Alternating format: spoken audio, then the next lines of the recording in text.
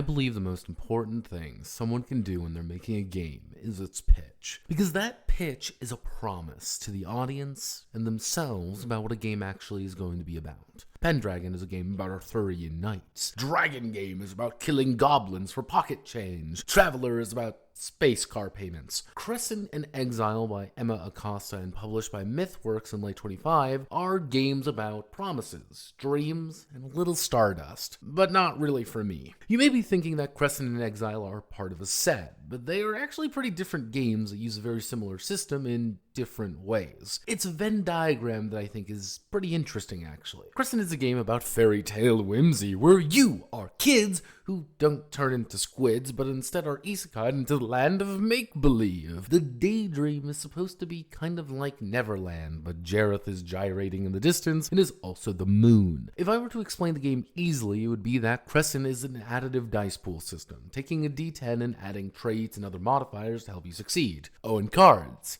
I can't escape cards. Let's say I'm playing little Jonah, a child, and he wants to do something. He takes a d10 as a base, adds one of his traits, we'll say craft, and then he can exhaust any of his item cards that may be useful for him at that situation, for a +1. Then he rolls and adds them all up. Then he consults this chart. That's it, really. Not too complicated, but Stardust can be used to activate your Spark cards, which are also randomized and not shown to you, and also gives you cancer as you take health damage from it, which may also give you Shadow cards. This is a very complicated way of saying bad things happen, and it's lame that HP is really the only resource we have to work with. But setbacks are kind of the main meat of issues. Setbacks are generated from problems and are mostly narrative. Usually it's this or that, items break, problems escalate, or you get Bridge to Terabithia. And that's it, really. Crescent isn't trying to revolutionize the world, and its a promise is a fantasy adventure with kids doing kid things. I, however, am a grown-ass man thinking about his next eye exam. The game itself is structured, somewhat PBTA-inspired, but deviant enough that I can't hate it on that front. It's just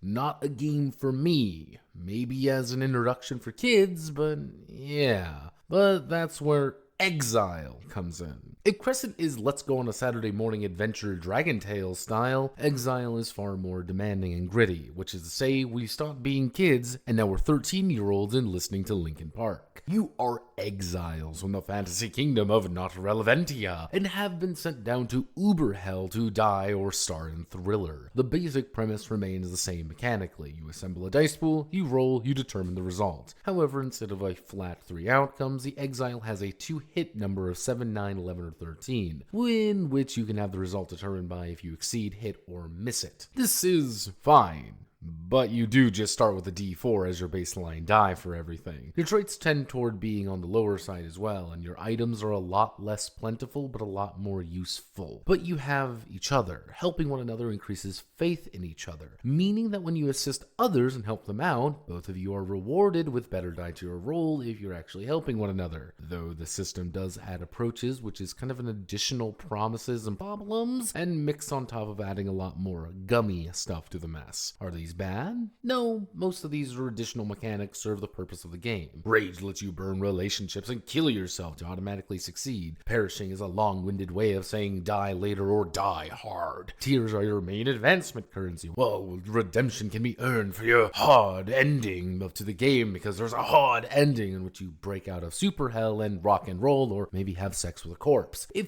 Crescent's promise is something I can't fundamentally enjoy because I'm an old bitter man, then Exile's promise is one that I want to enjoy, but I just can't quite gel with it. Mostly because something is floaty about the whimsical nature of Crescent bleeds into it. So instead of decapitating a monster with a big sword, I'm attempting to beat a set DC to simultaneously do a wound to it. But I also could be hitting it with a pool noodle or a giant sword, if I feel like it, of course. Or you can just cry a lot, and then someone shouts, "Wee!" Between the two of them, Crescent's 1, 2, 3s flow better. It delivers upon what it's saying, with manipulating Stardust and health being valor more than just anything. It has a kid-friendly approach to thing with its larger die. It's just that using its resolution I'm mixed on, and the promise isn't something I can actually get behind as I am a bitter old man, or an as one might say. However, Exile's pitch and promise is something I do gel with and I can get behind. It just doesn't really do much for me under the hood as much as it should. In a strange and ideal world, I'd swap some of the ideas around, forcing the Crescent kids to use the power of friendship and magic to stop problems with their smaller but more frequent die, while the Exile teenagers are balancing a selfish power versus a selfless goal. Though the final game of this trilogy would need to be an extremely boring adult man-person game which boils down to The Office by way of The Witcher for the tone it'd need to be. Overall, if they look interesting, you may be able to glean something off of it. Enjoy it for what it is and meet it halfway. But know when you're unable or unwilling to go that extra mile. My name is Notepad, and this was Crescent and Exile. If you like what I do here, feel free to like, comment, and subscribe as always. And many thanks to the financiers for their continued funding. Godspeed, good luck, and never doubt that dragon.